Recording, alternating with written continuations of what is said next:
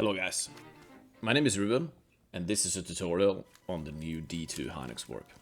So I made a D2 Hinox warp tutorial like a few months ago, but there's actually been a development. We've been able to find a better setup.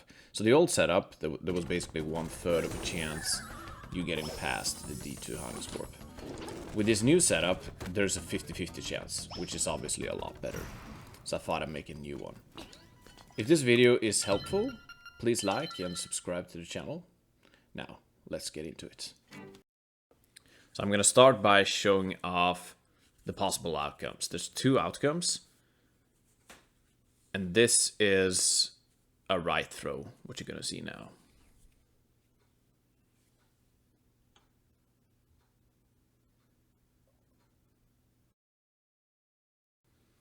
And this is going to be the second outcome that you can get. It will be a down right throw, and you will actually land on top of a wall.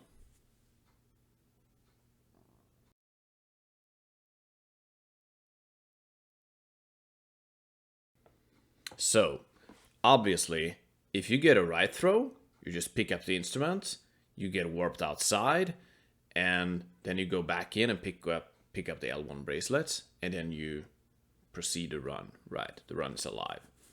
But if you get a down right throw, you actually land on top of that wall, like I showed you earlier. And from there, you can actually start walking on that wall all the way up to the L1 bracelet, pick it up, and go back and do a second Hinox warp. That is called the 1 in 4 route. So the only way you're not gonna get a run going now in terms of RNG is if you get a down right throw twice. So now, let's start digging into how to do the first Hinox warp, how to actually walk on the wall, and how to do the second Hinox warp. Okay, so there's one more thing I gotta mention. If you're watching this, you see that I'm actually warping, like, from... I'm leaving the dungeon and then I get warped right before the Hinox warp room. And that is because I have a homebrewed switch, and I also have a sheet that makes me do that. Shoutouts to Owen for making that. If you have a homebrewed switch and you want that sheet, just ask for it in the Discord, and somebody will give it to you. The Link's Awakening Switch Discord. Okay, so now to the setup itself. I'm gonna try to explain this as good as I can. So during this cutscene, you want to hold down left and shield. And you see the cracked tile on the left there? You want to walk a little bit across the center and then powder. Make sure to hold down left the whole time until you fall into the tile. And during the fall, you want to hold up left and throw 2 powders. 1, 2, and then you want to jump slash, and you want to slash as soon as you land, like that. And then just hold up left the whole time, like this. And if you did everything correctly, it should work. I gotta mention though, we have a weird thing going on where that tile can crack early sometimes. And we don't know why. But sometimes, it isn't that common, at least not for me. It happens sometimes, but I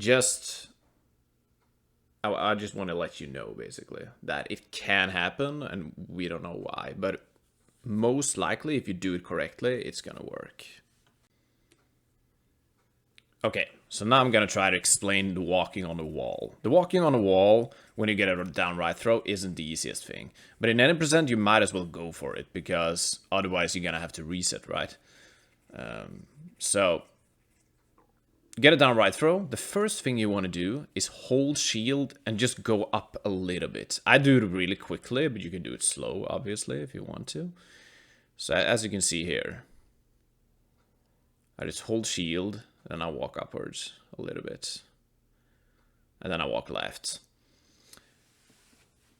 So, you kind of want to you kind of have to experiment with this yourself. Walking on this wall, this one is narrow. It's not a lot to walk on. Obviously, you were never meant or supposed to walk here, so it's not the easiest thing in the world. And eventually, you're gonna get a feel for it. As you can see here, I'm kind of stuttering a little bit.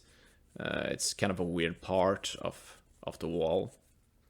You can obviously also jump if you want to. I don't like jumping. I've tried it a little bit. Didn't have a lot of success with jumping.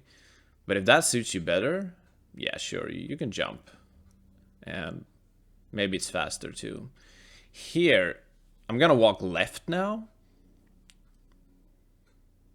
And now you want to look at Link's shadow, because you want to walk into the darkness there, right? But you want to look at Link's shadow now, and you want to line it up with the right side of the door frame.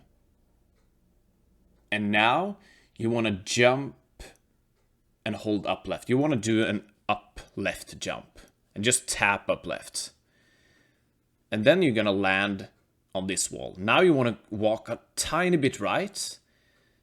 And now you want to do an up left to up jump. So you just want to hold up left a tiny bit during the jump and then hold up. And you want to walk a little bit further up before you start walking to the left. You see Link's shadow now? It's kind of aligned with the shadows on the wall, basically. That's a good alignment. And here you just want to walk left and jump. And when you jump, you want to let go of left to not go too far. And here I charge, it's hard to see because of the controller inputs, but I charge my sword and I walk a little bit right. If you don't do that, you're gonna fall off, basically. And now you want to start walking upwards. And it's hard to know where you're at here because of the darkness. So eventually, I'm gonna start slashing, like this, as you can see. And when you can barely see his slash, like you want to be really far in there. I think that's good. Maybe a little bit more. I can't remember. Yeah. So that you can barely see his slash. Now you want to walk left. And you want to be really careful here because it's really easy to walk off and fall down. But you barely want to see Link through. You can see his sword now, right? You want to be a tiny bit more. And now comes a pretty hard jump in my opinion. Now you want to hold up for a tiny bit and then jump during your hold up input and hold up right. It's not an easy jump. And as soon as I land, I hold shield. I walk a little bit back because it's really easy to fall off because you're too far upwards. So I walk back a little bit, then I hold shield, walk upright. And now I'm starting to walk just upwards when I'm on this part of the wall. You can see Link's sword there. And you want to do the same thing you did in the last room, basically. You want to eventually, when you get a little bit further up, you want to start slashing. And again, you barely want to see Link's, like, slash effect.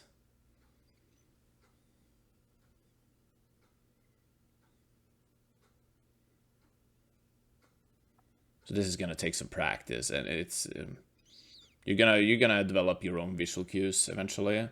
But this is what I do. Now I'm starting to get pretty far in. I think I'm gonna have to be a little bit further in.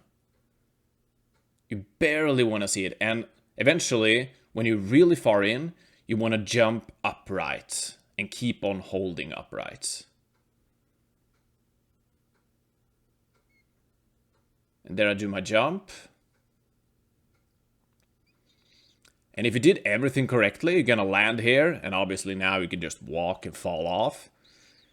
Because now we're approaching the L1 bracelets.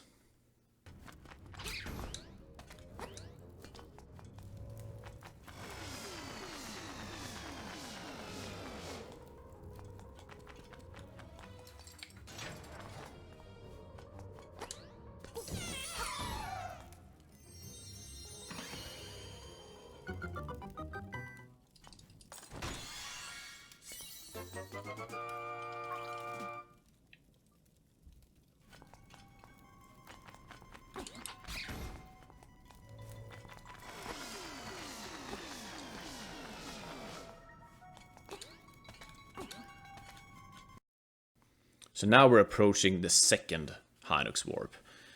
And what you want to do through this hallway is actually nudge the wall and hold up left. And now, when you're through the hallway, you want to tap up, like hugging the wall, and then you want to walk left. That is the only way I can get this consistent. Otherwise, it's going to be, sometimes it works, and sometimes it doesn't. So this setup is similar to the old 1 in 3 setup. During the cutscene area, you want to hold left and shield. And you want to jump and charge your sword, or hold sword, basically.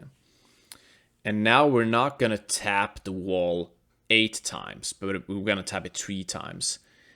And once you tapped it 3 times, you want to make 1 slash pretty fast. And I usually make the second slash between the 2 crack tiles, somewhere around here. And just hold up.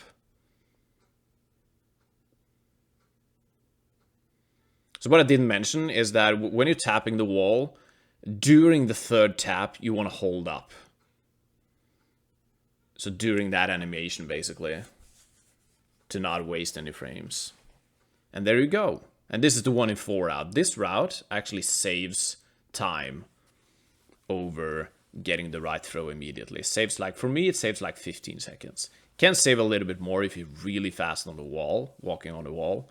But around 15 seconds is reasonable, in my opinion. Another thing that I gotta mention is that if you're doing both the 50-50 route and the 1 in 4 route at the same time, it's much better to pick up this 50 chest instead of the one inside of D2. And the reason for that is that if you get the 1 in 4 route, you are getting warped outside of the dungeon. And to walk back in and pick up the 50 chest inside of the dungeon is just slow.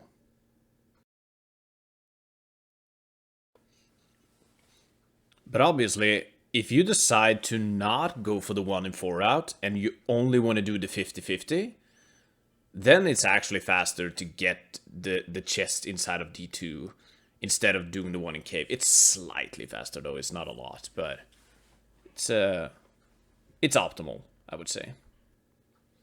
So basically, if you're only doing 50-50 route, pick up this chest. If you're doing both 50-50 and 1 in 4, pick up the chest in the cave instead. So that is basically it about the new D2 Hinox warp.